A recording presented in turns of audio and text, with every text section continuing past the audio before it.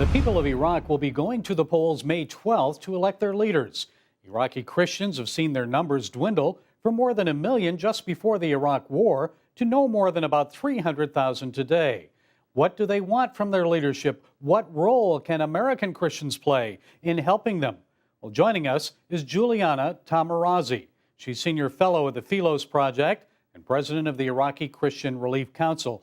Juliana, what are Iraqi Christians hoping for with this election? The people of Iraq in general, as a whole, they want to have prosperity. They're tired of being just used as victims, and they are ready to hit the reset button to move forward. In terms of the Iraqi Christians specifically, within the 329 members of the parliament, we have 5 seats that belong to the Christian community.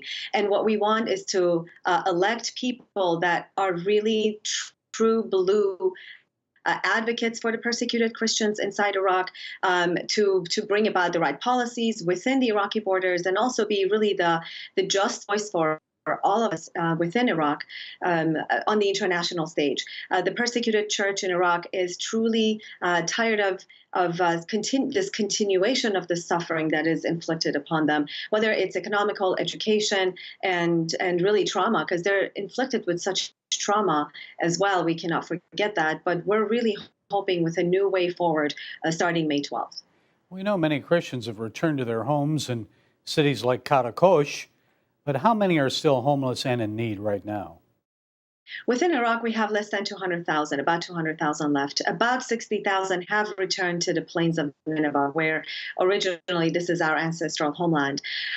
Frankly, in Jordan, we have about 40,000 Iraqi Christians that are displaced inside Turkey. Inside Jordan, we have about 15,000, a few more in Lebanon. So prior to 2003, as you mentioned, we had 1.5 million Christians there. Prior to ISIS return to Iraq in 2014, we were about 400,000. Although people within Iraq are staying put, they're trying to start their lives. I just came back from Iraq 2 weeks ago. The hope is there.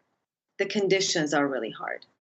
So we know about the emotional toll that the war has had, and also the physical toll, of course, on their homes and so forth. But what about the trauma? Are they dealing with that? What can be done about it?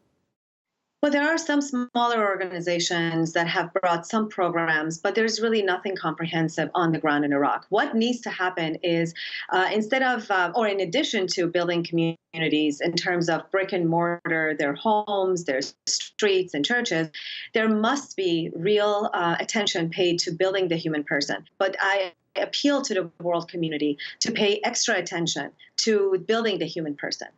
What's the best way, Juliana, that American Christians can help? You know, my organization, the Iraqi Christian Relief Council, has been on the ground since 2008. And I go there 3 times a year to oversee the projects that we bring to the Nineveh Plain and other places in Iraq. And you have to give to the organizations that have a strong presence there.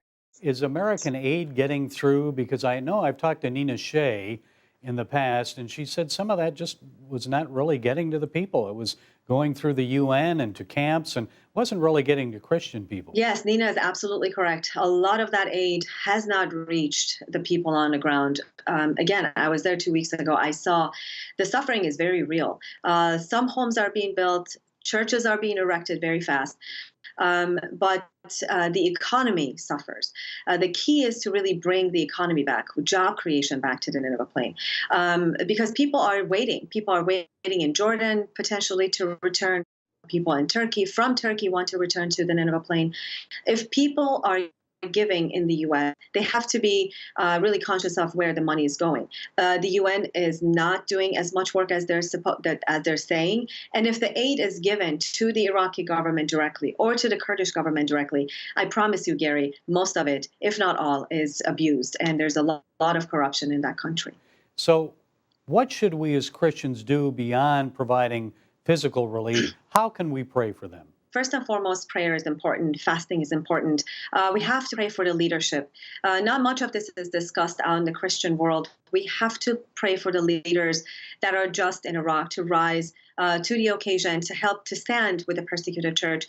We have to pray for the Iraqi government for their leadership, because back in 2014, in January of 2014, the Council of Ministers decided that the Nineveh plain should be given to the Christians, but not much has been done because of the rise of ISIS and because of the atrocities that were committed. So we have to have our own province, which is the Nineveh plain. It has to be protected by our own men and women, which is what we want, to have a province of our own within federated Iraq under the Iraqi constitution, but it must be autonomous.